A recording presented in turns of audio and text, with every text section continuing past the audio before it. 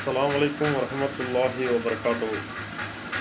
தீன் என்பது அல்லாஹ்வுடைய கட்டளை. முஹம்மது நபி ரசூலுல்லாஹ் ஸல்லல்லாஹு அலைஹி வஸல்லம் அவர்களுடைய வாழ்க்கையை வழிமுறையாக இருக்கின்றது. இந்த உலகத்தில் மனிதர்கள் வாழ்கின்றார்கள். எதற்காக வாழ்கின்றோம், எதற்கு வாழ்கின்றோம், எப்படி வாழ்கின்றோம் என்பதை சிந்தித்து பார்க்க வேண்டும். இந்த உலகம் சிறிது காலம்தான். 60 வயது வரைக்கும் 70 வயது வரைக்கும் வாழ்கின்ற வாழ்க்கையாக இருக்கின்றது. இந்த உலகத்தில் நாம் செய்கின்ற அமல்கள் அல்லாவிடத்தில் சென்று அல்லாஹ் நல்ல நன்மையான காரியங்களை செய்தால் அதற்கான கூலியை அல்லாஹ் வழங்குகின்றான். தீமையான காரியங்களை செய்தால் அதற்கான கூலியை அல்லாஹ் வழங்குகின்றான். அல்லாஹ் அமல் நாம பட்டத்தை மறுமை நாளில் அல்லாஹ் மனிதனுடைய வலதுகையில் யாருடைய வலதுகையில் கொடுக்கின்றாரோ அவர் சொர்க்கம் செல்வதற்கான அத்தாட்சியாக இருக்கின்றது.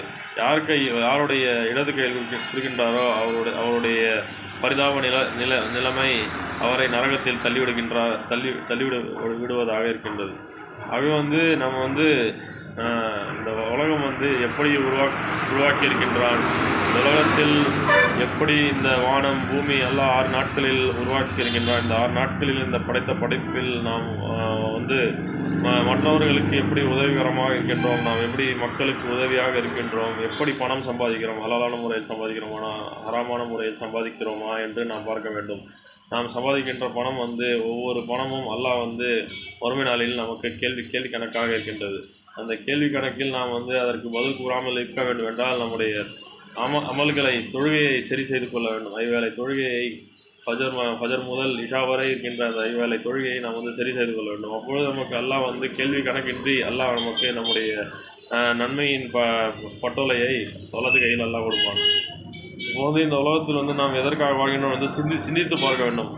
அனைத்து மனிதர்களும் சிந்திக்க வேண்டும். எதற்கு இந்த உலகம் இருக்கின்றது, எதற்காக நாம் சம்பாதிக்கின்றோம், எதற்காக நாம் சாப்பிடுகின்றோம், எதற்காக நாம் உழைக்கின்றோம், எங்கு உழைக்கின்றோம், எப்படி உழைக்கின்றோம் என்பதையெல்லாம் நாம் சிந்தித்து பார்க்க வேண்டும்.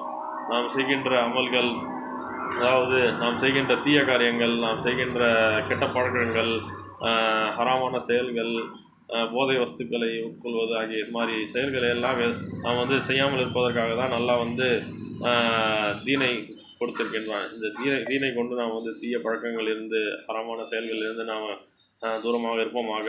இந்த உலக வாழ்க்கை எதற்கு என்பதை நாம் சிந்தித்து பார்ப்போமாக. இந்த உலகத்தில் அல்லாஹ் படைத்திருக்கின்ற உணவு வர்க்கங்களை, காய்கனிகளை எல்லாம் நாம் சிந்தித்து பார்ப்போமாக. அல்லாஹ்வுடைய ரஹமத்துகளை நினைத்து அல்லாஹ்வுக்கு நன்றி கூறுவோமாக. அதனால் நம்முடைய வாழ்க்கையில் பரக்கத்துண்டாகும். மறுமையில் அல்லாஹ்வுடைய சன்னிதானத்தில் நமக்கு ஒரு நல்ல